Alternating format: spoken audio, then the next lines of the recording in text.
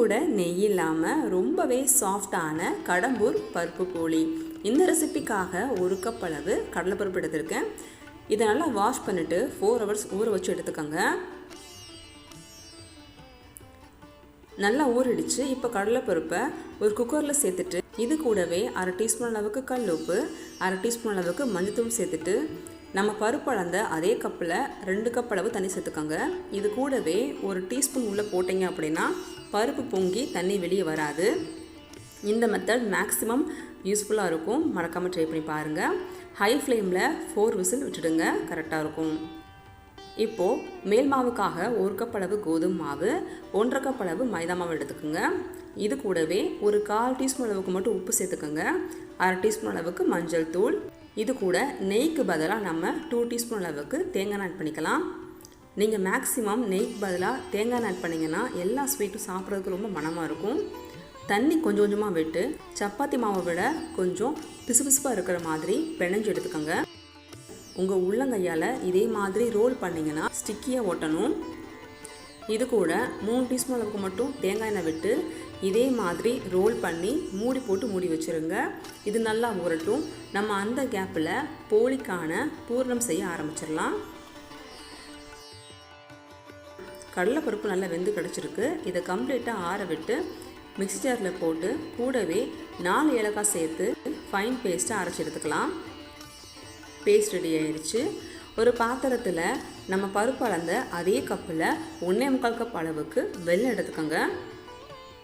இது கூடவே 1/4 கப் தண்ணி சேர்த்து வெல்லம் கரையிற அளவுக்கு நல்லா கொதிக்க விடுங்க.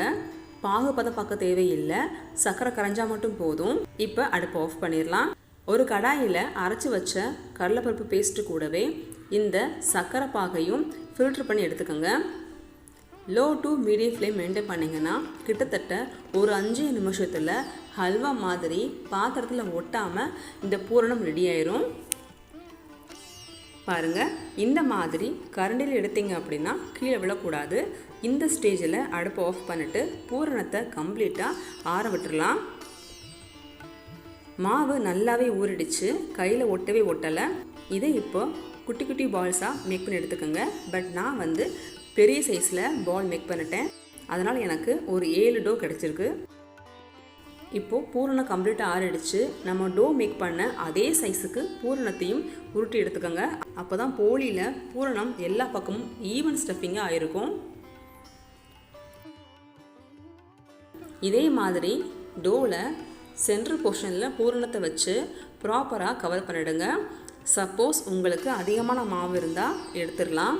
ஒரு பட்டர் ஷீட்டில் கொஞ்சமாக எண்ணெய் அப்ளை பண்ணிக்கோங்க. பட்டர் ஷீட் இல்லை அப்படின்னா வாழை இலை, பிளாஸ்டிக் கவர் கூட யூஸ் பண்ணலாம். ஆயில் அப்ளை பண்ணிவிட்டு நம்ம ரெடி பண்ணி வச்சுருக்கிற இந்த டோவை அப்படியே வச்சு மேலே கொஞ்சம் ஆயில் அப்ளை பண்ணுங்கள். நான் ஒரு 1/2 டீஸ்பூன் எண்ணெய் யூஸ் பண்ணியிருக்கேன். மேலே இன்னொரு பட்டர் ஷீட் வச்சு இதே மாதிரி சப்பாத்தி ரோலர் வச்சு ஓரளவுக்கு திக்காக இருக்கிற மாதிரி ரோல் பண்ணி எடுத்துக்கோங்க. இப்போது போலிக்கான டோ ரெடி ஆயிடுச்சு. தோசைக்கல் ஓரளவுக்கு ஹீட் ஆகணும். Low to medium flame maintain பண்ணுங்க, பர்ஃபெக்டாக இருக்கும். கொஞ்சமாக ஆயில் அப்ளை பண்ணிவிட்டு போலியை இதே மாதிரி 2 பக்கமும் ஓரளவுக்கு சிவந்து வர மாதிரி சுட்டு எடுத்துக்கலாம். எல்லா பக்கமும் ஈவனாக பூரண ஸ்ப்ரெட்டாக இருந்துச்சுங்க. இந்த ரெசிபி சாப்பிட்றதுக்கு அப்படியே ஐயர் கடையில் கிடைக்கும் இல்லையா, அந்த மாதிரி இருந்தது. அவ்வளோதான், ரொம்பவே ஈஸியான சாஃப்டான கடம்பூர் பருப்பு போலி ரெடி ஆயிடுச்சு. ரெசிபி உங்களுக்கு பிடிச்சிருக்கா? சேனலை சப்ஸ்கிரைப் பண்ணி சப்போர்ட் பண்ணுங்கள். தேங்க்யூ ஃபார் வாட்சிங்.